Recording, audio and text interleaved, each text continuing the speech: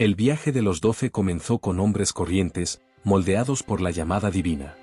En el primer capítulo, vimos a Pedro, el impetuoso pescador que se convirtió en la roca de la iglesia, un hombre de fe inquebrantable, pero también de fragilidad humana.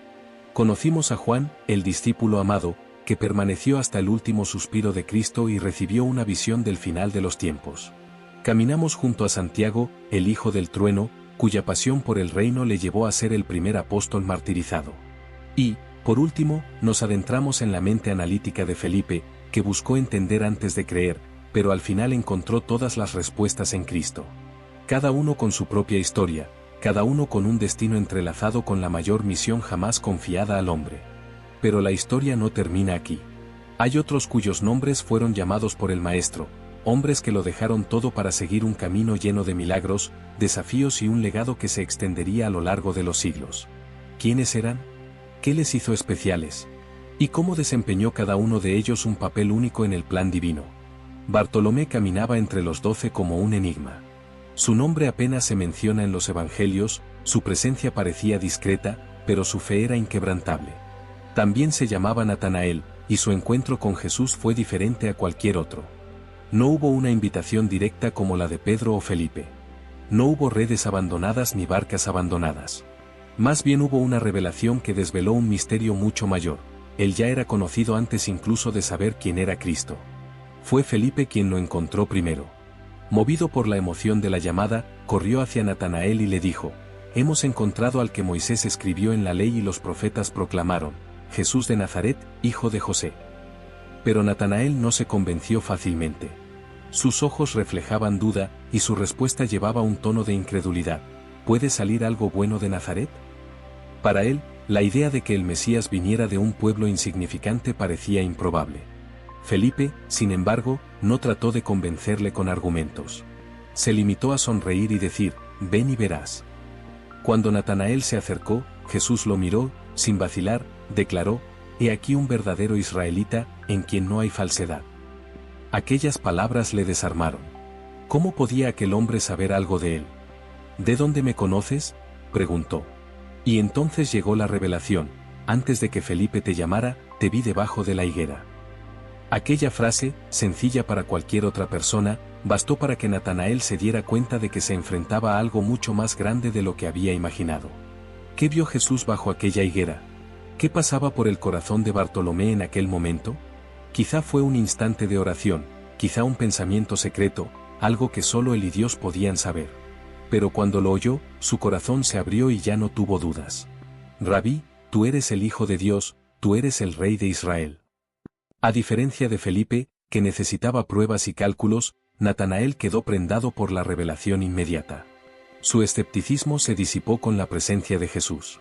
Pero el maestro, viendo su reacción, sonrió y le dijo: «¿Crees porque te he dicho que te vi debajo de la higuera? Verás cosas mayores que estas. En verdad te digo que verás el cielo abierto y a los ángeles de Dios subiendo y bajando sobre el Hijo del Hombre». Bartolomé permaneció entre los 12, silencioso, fiel. Su nombre no aparece en los grandes debates, no hace preguntas, no se lanza a gestos impetuosos. Pero estaba allí, en cada milagro, en cada enseñanza, en cada paso hacia el Calvario. Cuando Jesús fue crucificado, Natanael, como los demás, se enfrentó al dolor de la pérdida, a la duda que atormentaba sus corazones. Pero cuando Cristo resucitó, vio cumplida la promesa ante sus ojos. Tras la ascensión del Maestro, Bartolomé llevó el Evangelio a tierras lejanas. Se dice que predicó en la India, Mesopotamia y Armenia, donde convirtió a reyes y se enfrentó a la persecución. Su martirio fue brutal, según los informes, fue desollado vivo y luego decapitado. Pero ni siquiera el sufrimiento le arrancó la fe. Al igual que en su primer encuentro con Jesús, no necesitó más señales. Sabía en el fondo de su alma que estaba en el buen camino. Pero Bartolomé no fue el único que siguió este camino. Entre los 12, había un hombre que, antes de seguir a Jesús, vivía bajo el peso del juicio de la sociedad. Alguien que traficaba con riquezas, pero que encontró algo infinitamente más grande. Ahora pasamos a Mateo, el recaudador de impuestos que cambió el oro por el reino de los cielos. Mateo era un hombre acostumbrado a ser odiado. Mientras Pedro y Juan pescaban en el mar de Galilea y Felipe caminaba entre eruditos, Mateo vivía rodeado del peso de la sospecha y de la fría mirada de quienes lo veían como un traidor. Era un recaudador de impuestos, alguien que trabajaba para el Imperio Romano, extrayendo dinero de su propio pueblo. Para los judíos, su profesión era una condena al desprecio. Ningún hombre justo se convertiría en recaudador de impuestos para los opresores.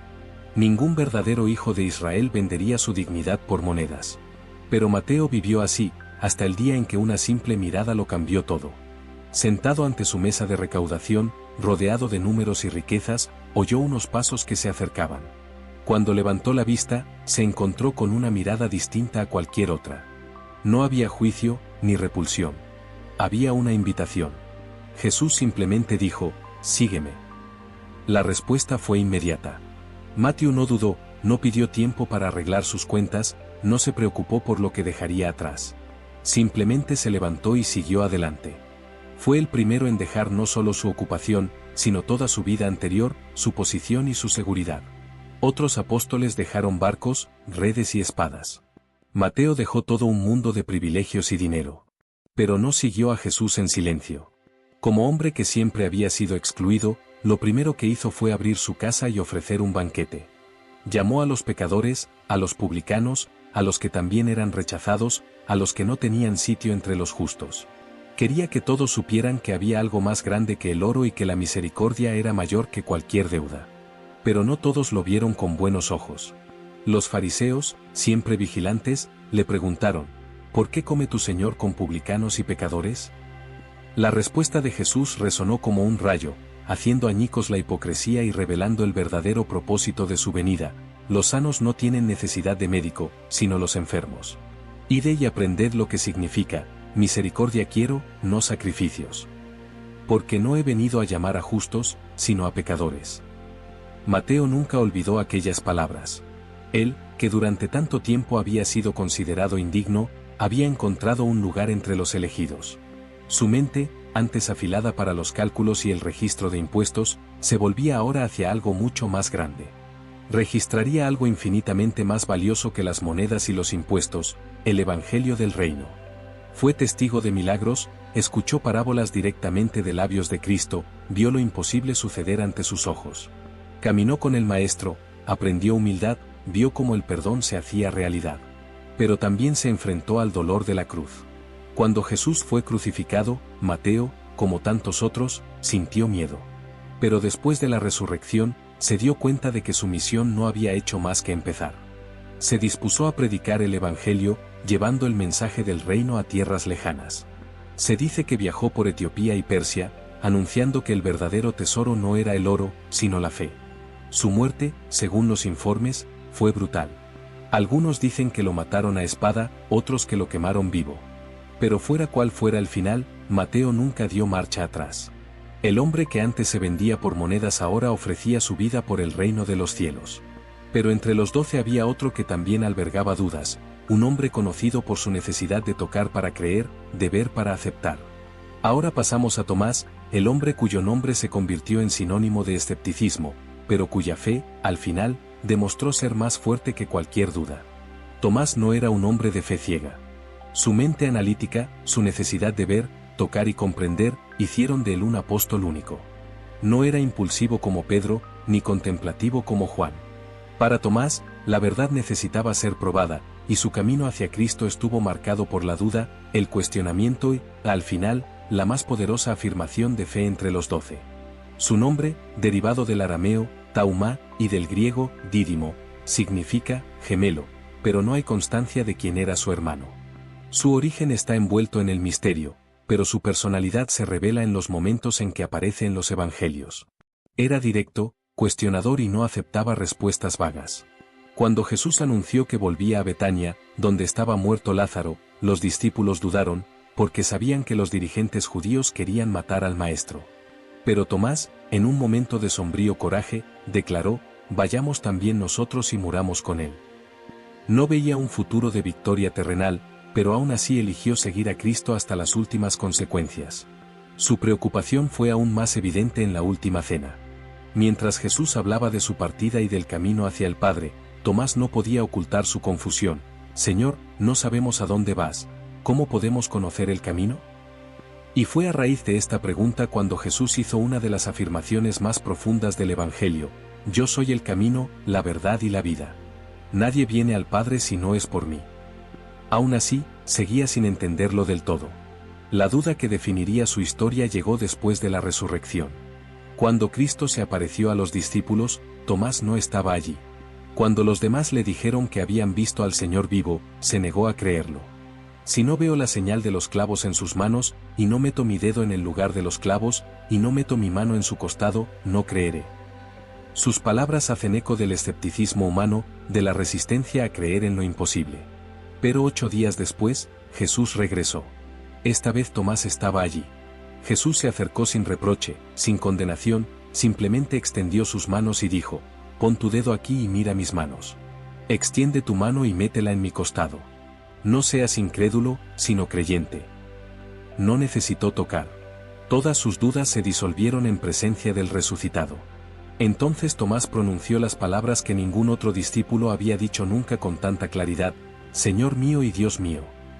Su declaración fue más que una simple profesión de fe, fue el reconocimiento total de la divinidad de Cristo, una afirmación que resonaría a lo largo de los siglos. La tradición cristiana atribuye a Tomás la evangelización de tierras lejanas, como Siria, Mesopotamia, sobre todo, la India. Los registros antiguos indican que llegó a la costa de Malabar hacia el año 52 después de Cristo, estableciendo comunidades cristianas que existen hasta hoy, conocidas como los cristianos de Santo Tomás. Pero su viaje misionero no estuvo exento de persecuciones. Según la tradición, fue martirizado en la ciudad de Milapore, actual Chennai, India, atravesado por lanzas. Su tumba se convirtió en lugar de peregrinación y su influencia perdura hasta nuestros días. Además de su evangelización, se dice que Tomás fue el único apóstol que presenció la asunción de María al cielo. Mientras los demás estaban en Jerusalén, él, que estaba lejos, fue transportado milagrosamente para ver a María ascender al cielo, recibiendo de ella un cinturón como prueba. Al principio, los demás discípulos dudaron de su relato, hasta que vieron la tumba vacía y el cinturón dejado como señal. A pesar de su papel fundamental en la difusión del cristianismo, Tomás también está asociado a un evangelio apócrifo que lleva su nombre. El Evangelio de Tomás, descubierto en Egipto en 1945, contiene 114 enseñanzas atribuidas a Jesús, muchas de las cuales no aparecen en los evangelios canónicos. Aunque no se incluyó en la Biblia, el texto es estudiado por los eruditos como uno de los registros más antiguos de las enseñanzas de Cristo. Tomás, que una vez dudó, se convirtió en uno de los mayores ejemplos de fe. Su búsqueda de pruebas no fue rechazada por Cristo, sino transformada en un testimonio innegable. Al final, no se limitó a creer, llevó esa fe hasta los confines de la tierra, se enfrentó a la muerte sin vacilar y dejó un legado que perdura hasta nuestros días. Pero los 12 aún no están completos. Entre ellos, había un hombre envuelto en el misterio, alguien cuyo nombre aparece en los evangelios sin que se relaten grandes hazañas, pero cuya misión era grande.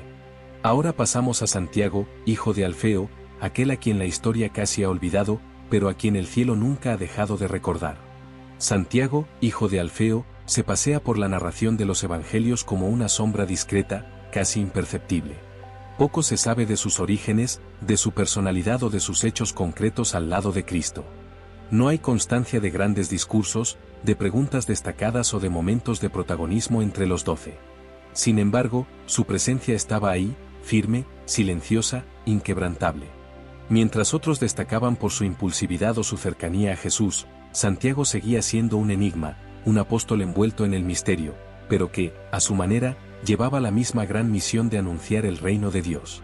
Estudiosos e historiadores de la fe cristiana debaten sobre su identidad.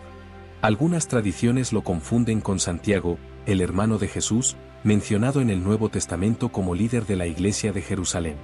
Otros lo identifican como Santiago el Menor, en contraposición a Santiago, hijo de Zebedeo, que tuvo un papel más destacado entre los 12. Esta distinción, sin embargo, no le resta importancia. Si Pedro era la roca, Juan el discípulo amado y Tomás el incrédulo convertido en creyente, Santiago representa a los que cumplen su misión sin buscar reconocimiento, sin necesidad de estar en primera línea, pero que sostienen la fe como pilares invisibles de la Iglesia. No hay relatos detallados de su llamada, pero su nombre aparece entre los elegidos, lo que significa que, en algún momento, escuchó las palabras que cambiarían su vida para siempre: sígueme. Como los demás, dejó atrás lo que tenía y recorrió un camino sin promesas de riquezas ni garantías de gloria, pero con la certeza de que había algo más grande que la vida que conocía. Entre los pocos testimonios que existen sobre él, destaca uno. En el Evangelio de Marcos, cuando María Magdalena, María la madre de Santiago y Salomé van a la tumba de Jesús para ungir su cuerpo, el texto se refiere a Santiago como el menor. La designación podría indicar su estatura física, su edad o incluso su posición dentro del grupo apostólico. Pero si el mundo lo llamaba menor, Dios lo veía de otra manera. Tras la ascensión de Cristo, Santiago, como los demás, recibió el Espíritu Santo el día de Pentecostés. Aquel hombre discreto se vio impulsado a llevar el mensaje evangélico por todas partes, dedicando su vida a la misión de Cristo. Algunas tradiciones afirman que predicó en Egipto y Persia, enfrentándose a duras persecuciones. Su final es incierto, pero los relatos sobre su martirio hablan de un destino brutal. Algunos relatos indican que fue crucificado, mientras que otros afirman que murió apedreado. También hay versiones que dicen que fue golpeado con un garrote, sellando su fe con su propia sangre.